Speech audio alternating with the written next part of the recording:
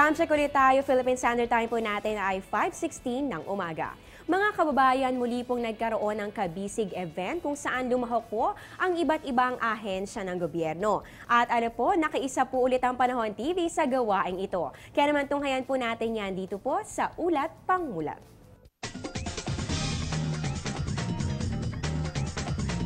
Ang Kabisig Philippine Government Expo ang nagsisilbing daan upang makilala ng mga tao ang ginagawa ng gobyerno para sa bayan.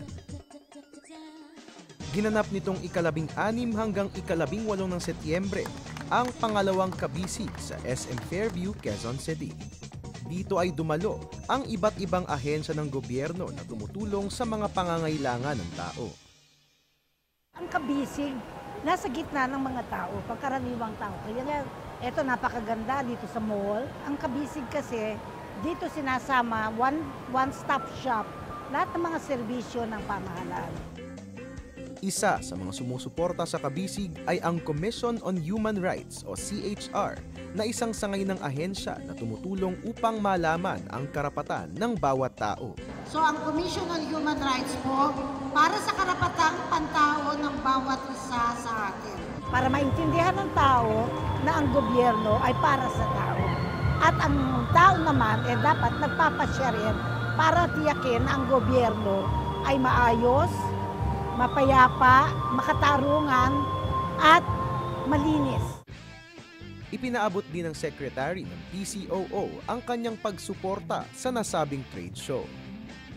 Napakalaki ng suporta ng PCOO. Inatasan niya ako ni Secretary Coloma na ipahatid yung kanyang mensahe na ang suporta ng pamahalaan sa mga ganitong mga layunin at mga gawain ay napakalaki. Parang gusto natin ang mga Pilipino hindi lang may kaalaman, pero yung nakikilahok. Yung mga ganitong mga expo, pinapakita natin ano ba yung pwede nilang gawin. Ang pagganap ng expo sa isang mall ay isang malaking bagay para sa mga lumahok na ahensya rito. Very, very strategic siya kasi talagang puntahan ng tao. Hindi mo na kailangan silang hilahin. Andiyan na sila eh. Ang challenge lang para sa atin to make our booths very interesting para puntahan tayo. Nakatutulong din ang Kabisig sa mga proyekto ng gobyerno na kakaunti pa lamang ang nakakaalam. Madami kasing proyekto ang gobyerno na hindi alam ng tao. Ang dami, there are a lot of brilliant, there are a lot of ingenious projects by the government which the public are not informed of. Nasasayang lang. And this is very true for our case. When you say ADR, when you say Alternative Dispute Resolution, not a lot of people know it yet. All they know is when they have a dispute, they go to court, they litigate. At sa mga ahensya ng gobyerno na nais magpakilala bilang isang ahensya na makatutulong din sa bayan.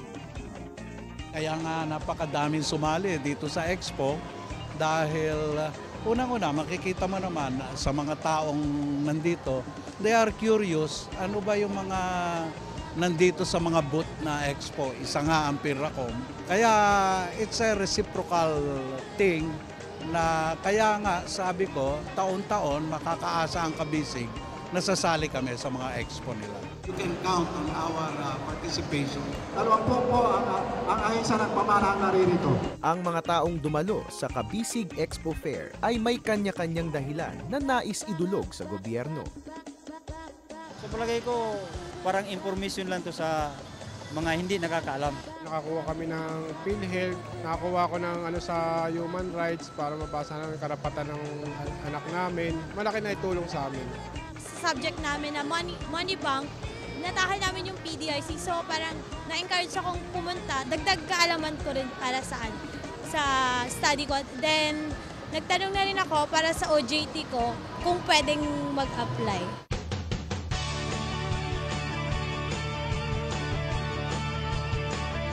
Ang ating pamahalaan, ating taong bayan ay nagsiselebrate ng Civil Service Month, di ba?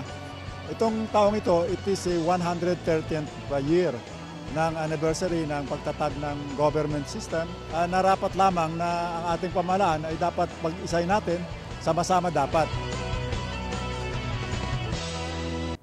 Ayan, sana po ay marami pang events na maisagawa para mas maging mulat ang ating mga kabayan sa mga programa ng pamahalaan. Sa ganitong paraan, mas malalaman natin kung ano ang mga pwede nating ibahagi dito para maisakatuparan ang mga layunin para sa kabutihan ng ating lipunan. At yun naman po, alamin po natin ang magigilagay ng ating panahon sa susunod na 3 araw. Unahan po natin sa Baguio City. Generally good weather naman po ang inaasahan dyan. Yan po ay bukas hanggang sa Sabado. Dito naman sa Metro Manila, magkakaroon po tayo ng partly cloudy skies. So kaunting pag-ulan lamang po ang mararanasan natin. Yan po ay bukas hanggang sa Saturday. Para naman po sa Metro Cebu, maulang panahon po ang maaaring sumalubong sa inyo bukas hanggang sa Sabado. Kaya naman huwag kakalimutan magdala ng payong kung lalabas kayo ng inyong bahay. Para naman sa Metro Davao, matagal po magpapakita si Haring Araw at magkakaroon lamang po ng mga localized or isolated rain showers or thunderstorms. Yan po ay bukas hanggang sa Saturday. At panghuli lang po natin sa Zamboanga City. Malaki po ang chance na makaranas po ng pag-ulan. Yan po ay bukas at sa Biyernes. Pero pagsapit po ng Sabado, smile ka na ulit dahil magkakaroon naman po ng improvement sa inyong panahon. At ngayon dumako na po tayo sa tourist destinations ng bansa. Gaano nga ba kataas ang temperatura?